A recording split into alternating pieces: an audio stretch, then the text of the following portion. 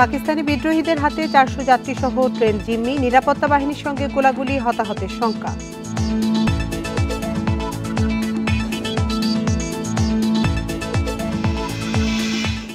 শাহবাগে ধর্ষণ নিপীড়ন বিরোধীদের সঙ্গে পুলিশের সংঘর্ষ, প্রধান উপদেষ্টাকে স্মারকলিপি দিতে বাধা। পাচার হওয়া কয়েকশো কোটি ডলার এবছরই ফেরানোর আশা উপদেষ্টার, 200 কোটি টাকার বেশি পাচারকারীরা চিহ্নিত।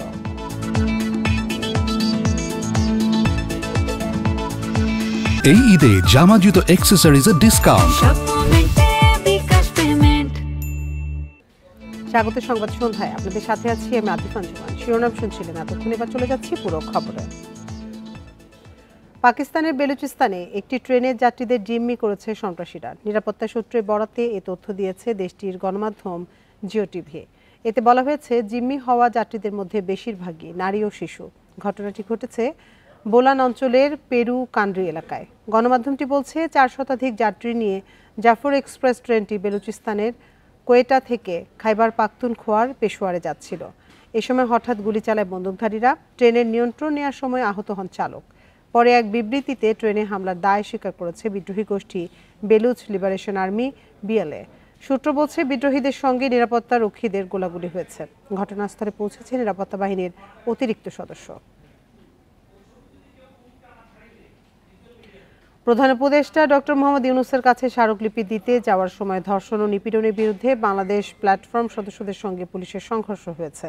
বেলা 2:30টার দিকে হোটেল ইন্টারকন্টিনেন্টালের সামনে এ ঘটনা ঘটে। ধর্ষণ ও নিপীড়নের বিরুদ্ধে বাংলাদেশ প্ল্যাটফর্ম সদস্যরা রাজু ভাস্কর্যের সামনে থেকে মিছিল নিয়ে প্রধান উপদেষ্টাকে স্মারকলিপি দিতে যাচ্ছিলেন। পথে হোটেল ইন্টারকন্টিনেন্টালের সামনে তাদের বাধা দেয় পুলিশ। এ সময় পুলিশের সঙ্গে শিক্ষার্থীদের বাকবিতণ্ডা হয়। এক পর্যায়ে বিক্ষোভকারীদের সঙ্গে পুলিশের সংঘর্ষ বাধে। নারীর প্রতি সহিংসতা, ধর্ষণ ও নির্যাতনের বিচারের দাবিতে শাহবাগে অবস্থান কর্মসূচি পালন করেছেন রাজধানীর 30টি কলেজের শিক্ষার্থীরা। বেলা 11:30 থেকে ছোট ছোট মিছিল নিয়ে তারা শাহবাগ জাতীয় জাদুঘরের সামনে অবস্থান নেন।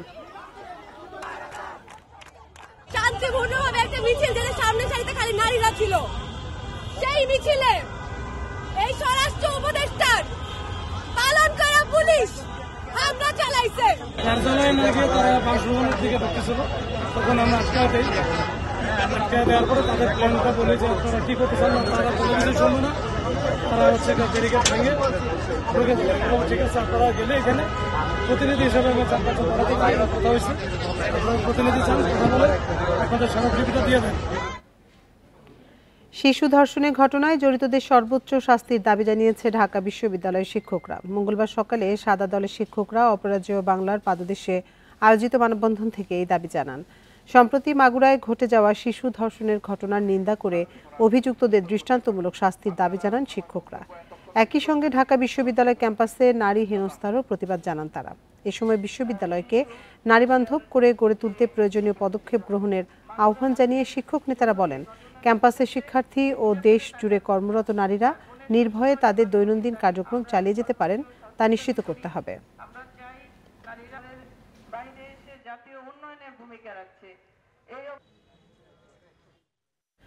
নারী ও শিশুর প্রতি সহিংসতা ও ধর্ষণের সাথে জড়িতদের বিষয়ে সরকারকে কঠোর হওয়ার আহ্বান জানিয়েছে ডিরেক্টরস গিল্ডে। দুপুরে প্রেস ক্লাবের সামনে মানববন্ধনে তারা সাম্প্রতিক ঘটনার সাথে জড়িতদের উপযুক্ত শাস্তি দাবি করেন। দেশজুড়ে নারী ও শিশুর প্রতি সহিংসতা, নিপীড়ন, ধর্ষণের বিষয়ে গভীর উদ্বেগ জানিয়ে শোবিজ অঙ্গনের কলাকৌশলীরা বলেন, বাংলাদেশের নারী ও শিশুরা প্রতিনিয়ত নিপীড়নের শিকার হচ্ছে। নারী শিশু নিরাপত্তা নিশ্চিত করতে সরকারকে আরও কার্যকর পদক্ষেপ গ্রহণ করতে হবে। ধর্ষণকারীদের ফাঁসি দিতে হবে। প্রতিবাদ সমাবেশে তারা বলেন, এখন পর্যন্ত বাংলাদেশে যতগুলো ধর্ষণের ঘটনা ঘটেছে, এসব ঘটনার কোনো সাজা হয়নি। ফলে ধর্ষণের ঘটনাগুলো পুনরাবৃত্তি হচ্ছে। এই কাজে যে ধরা পড়ছে সে জেল থেকে বেরিয়ে আবারও একই অপরাধে লিপ্ত হয়েছে।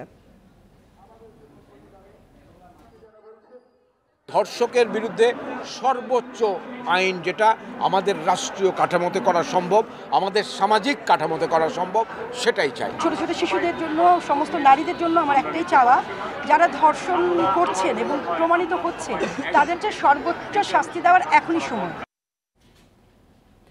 বাংলাদেশে কাজ করা আন্তর্জাতিক উন্নয়ন সংস্থা action aid, Oxfam, save the children এবং প্ল্যান ইন্টারন্যাশনাল যৌথভাবে নারী ও শিশুদের প্রতি সহিংসতার ঘটনায় গভীর উদ্বেগ প্রকাশ করে এর তীব্র নিন্দা ও প্রতিবাদ জানিয়েছে। পাশাপাশি এসব ঘটনায় অবিলম্বে পদক্ষেপ গ্রহণের মাধ্যমে ন্যায় বিচার ও মানবাধিকার নিশ্চিতের আহ্বান জানান।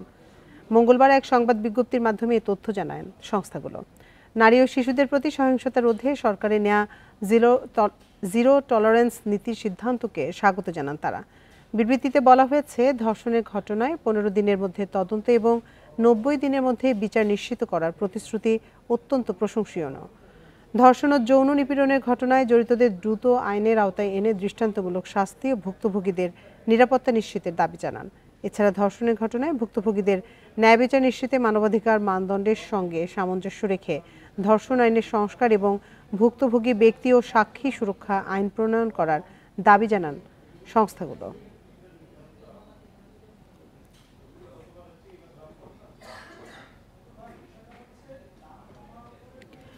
পুলিশের এপিসি থেকে ফেলে দেয়া আসহাবুল ইয়ামিনকে হত্যার ঘটনায় 10 জনের বিরুদ্ধে গ্রেপ্তারি পরোয়ানা জারি করেছে আন্তর্জাতিক অপরাধ ট্রাইব্যুনাল।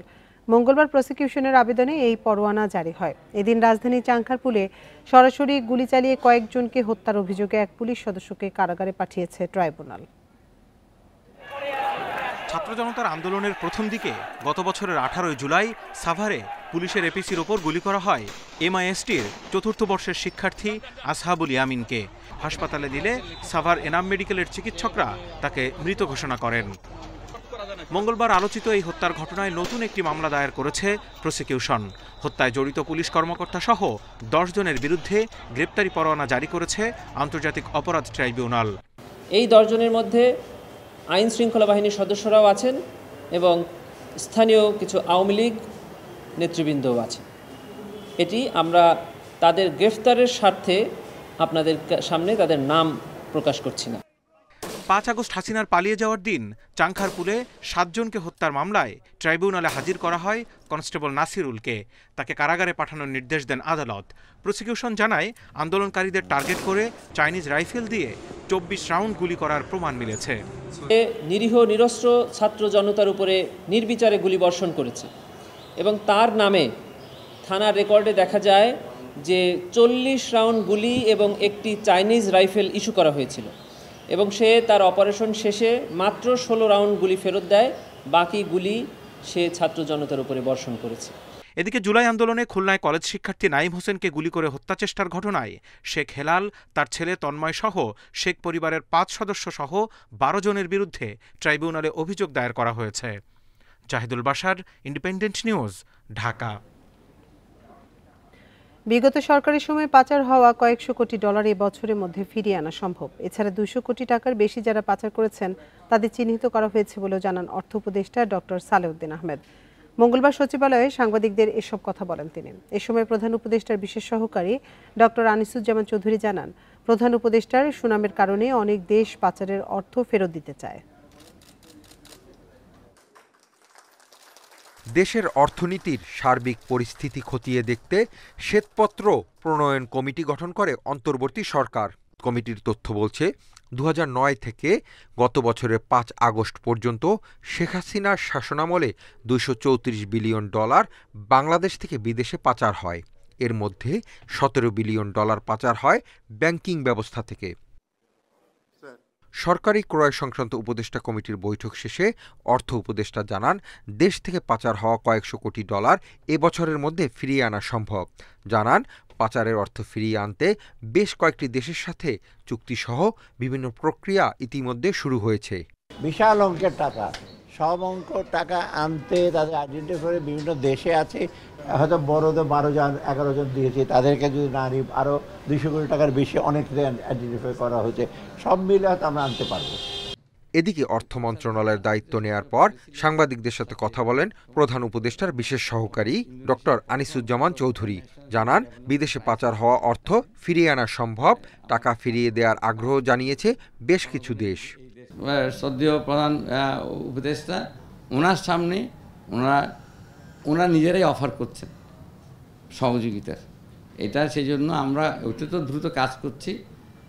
ইনশাল্লাহ আমরা সফল হব। তিনি আরও বলেন, দেশ থেকে কোথায় কি যাচ্ছে তার হিসাব স্বচ্ছতার সঙ্গে নিশ্চিত করা হলে পাচার বন্ধ হবে। সর্বপ্রথম national human development report. Hasif Mahmud Shah, independent news, Dhaka. Vote রাজনীতি সংস্কার নিয়ে কথা বলার পাশাপাশি রাজনৈতিক দলগুলোর উচিত ক্ষমতায় গেলে কিভাবে জনগণের দুর্ভোগ কমানো যায় সে বিষয়ে প্রস্তাব তুলে ধরা। মঙ্গলবার সন্ধ্যায় এক ইফতার মাহফিলে লন্ডন থেকে ভার্চুয়ালি যোগ দিয়ে এসব কথা বলেন বিএনপির ভারপ্রাপ্ত চেয়ারম্যান তারেক রহমান। ইফতারের আগে সংক্ষিপ্ত বক্তব্যে আগামী দিনের রাষ্ট্র নির্মাণে সংস্কারের প্রয়োজনীয়তার কথা তুলে ধরেন তারেক রহমান। বলেন, সংস্কারের পাশাপাশি দলগুলোর উচিত আরও কিছু বিষয় নিয়ে তর্ক বিতর্ক করা। উল্লেখ করেন, দেশের মানুষ নিত্য প্রয়োজনীয় দ্রব্যের দাম নিয়ে এখনও ভোগান্তিতে আছে। আগামীতে ক্ষমতায় গেলে কিভাবে পণ্যের দাম কমানো হবে, চিকিৎসা ব্যবস্থার উন্নয়ন করা হবে সে বিষয়ে প্রস্তাবনা তুলে ধরা উচিত সব দলের। একই সঙ্গে জনদুর্ভোগের বিষয়গুলো নিয়েও সবার সরব হওয়া প্রয়োজন।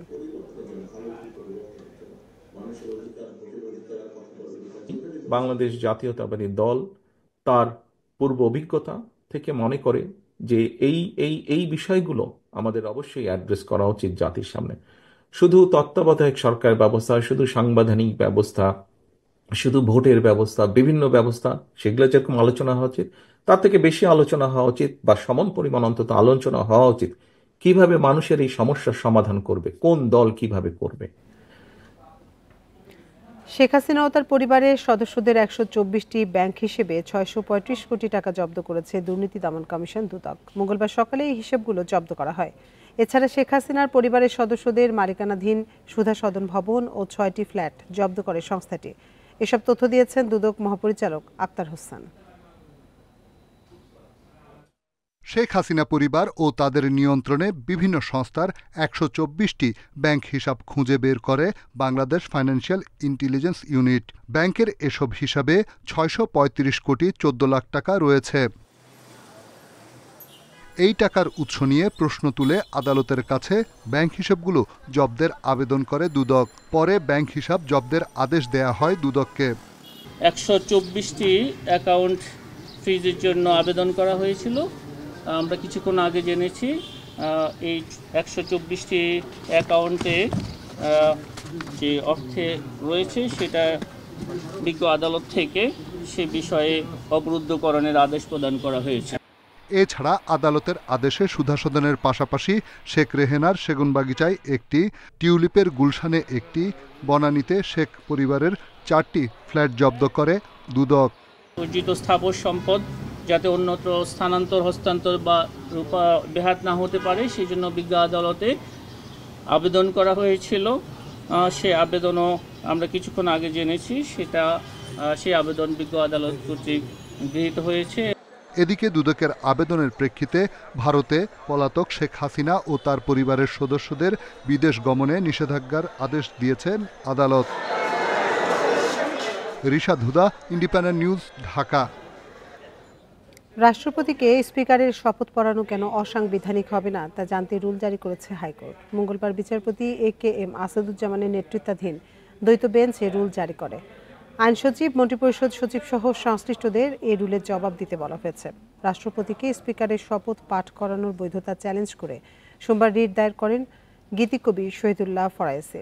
তার আইনজীবী ব্যারিস্টার ওমর ফারুক জানান, বাংলাদেশের প্রথম সংবিধানে রাষ্ট্রপতিকে প্রধান বিচারপতির শপথ পড়ানোর বিধান ছিল, কিন্তু সংবিধান সংশোধন করে স্পিকারের কাছে রাষ্ট্রপতির শপথ পড়ানোর বিধান যুক্ত করা হয়।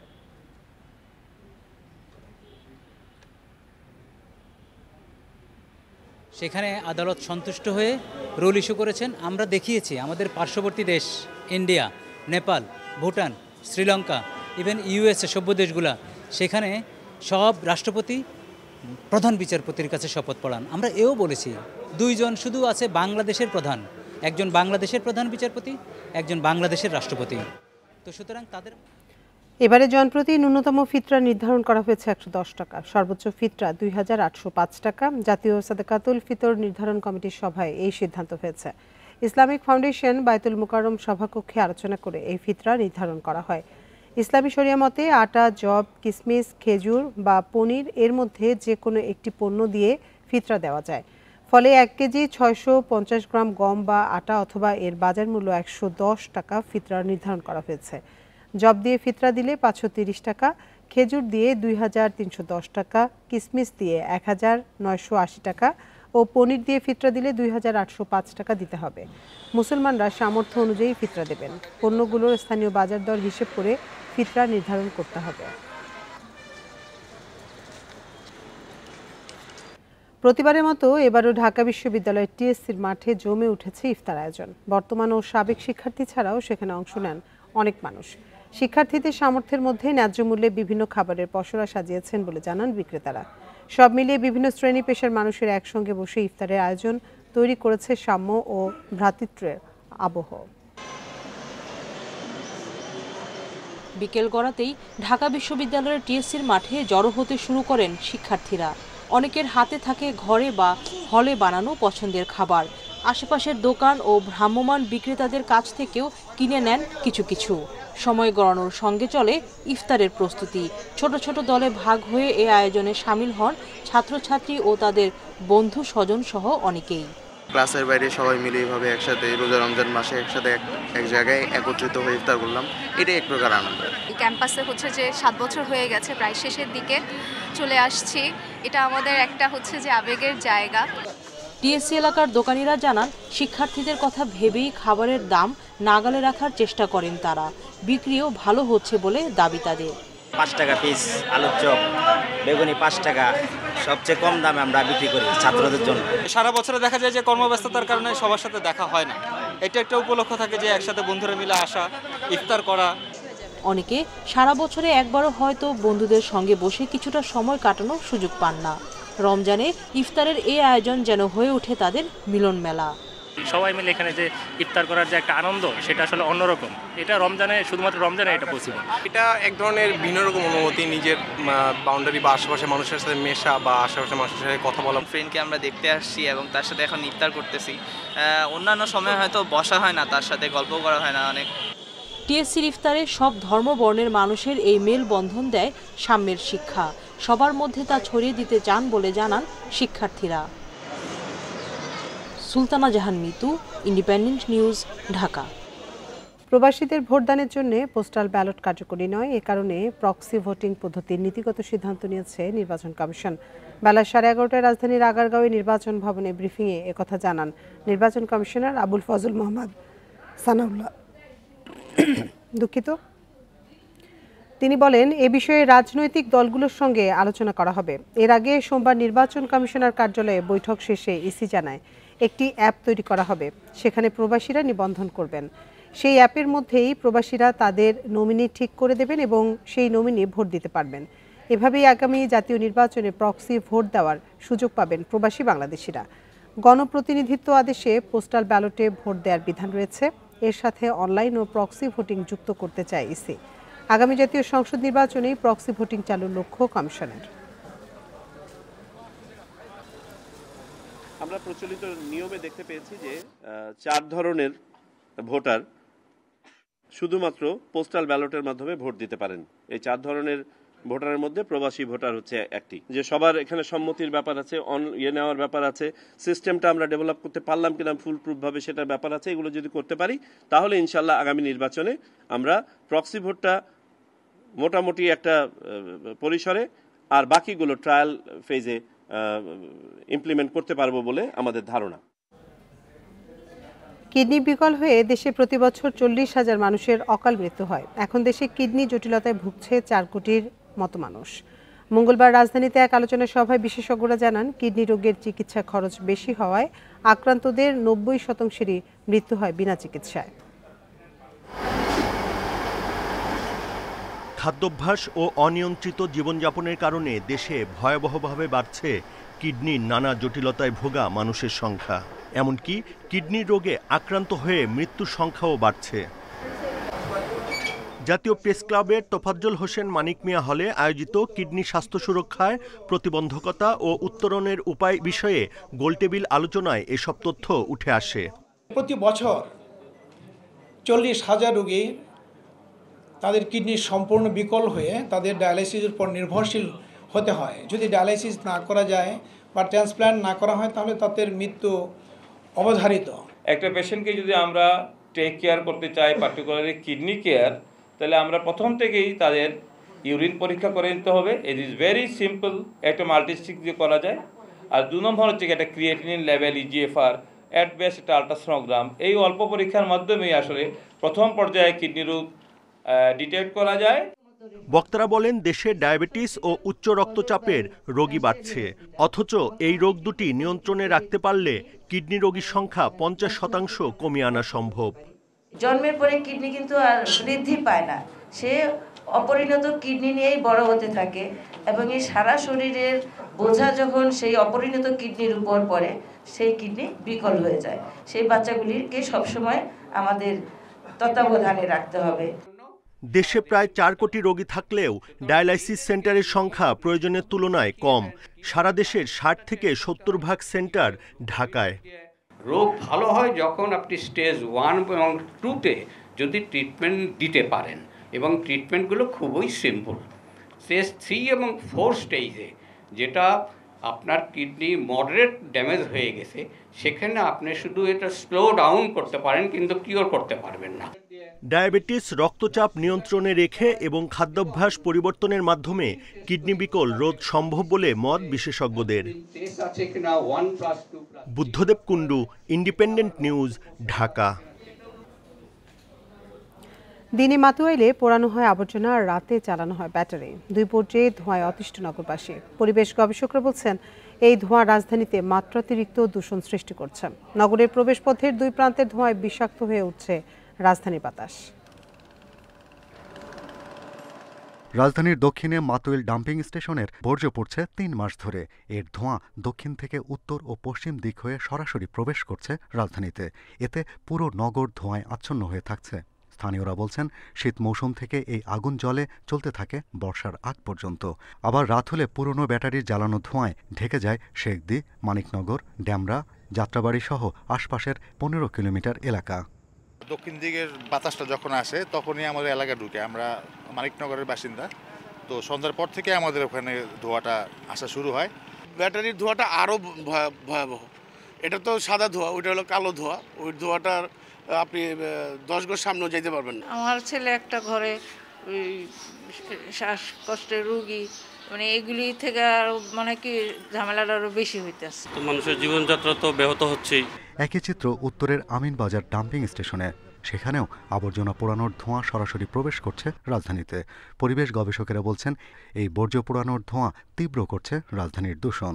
15 থেকে 16 গুণ বেশি বায়ু দূষণ ঢাকা শহরের মানুষকে, জীবনকে দুর্বিষহ করে তুলছে। Black carbon, particulate matter, lead, nickel, mercury এগুলো সম্মিলিত, অর্থাৎ পার্টিকুলেট ম্যাটার এবং গ্যাসিয়াস পলিউটেন্ট একাত্রে হয়ে সমস্ত এলাকাটিকে এখন বসবাসের প্রায় অযোগ্য করে তৈরি করা হচ্ছে।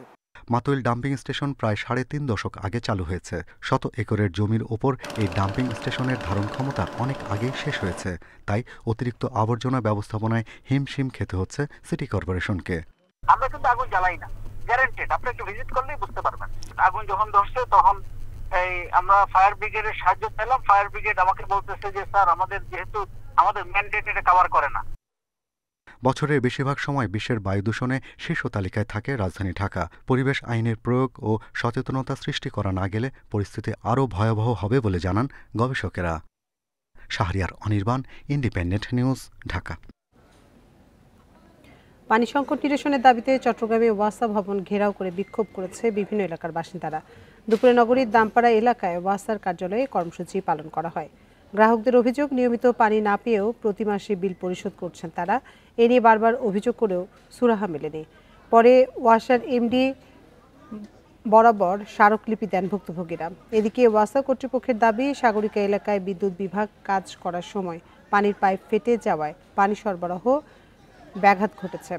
দ্রুত পানি সংকট নিরসনে কাজ করছে ওয়াসা। এদিকে চাহিদা অনুযায়ী পানি না পাওয়ায় বিক্ষোভ করেছেন বাগেরহাটের পৌর এলাকার বাসিন্দারা। পরে জেলা প্রশাসকের কাছে স্মারকলিপি দেন ভুক্তভোগীরা। আর এই ছিল সংবাদ সন্ধ্যার আজকের আয়োজনে। এতক্ষণ সাথে থাকার জন্য ধন্যবাদ সবাইকে।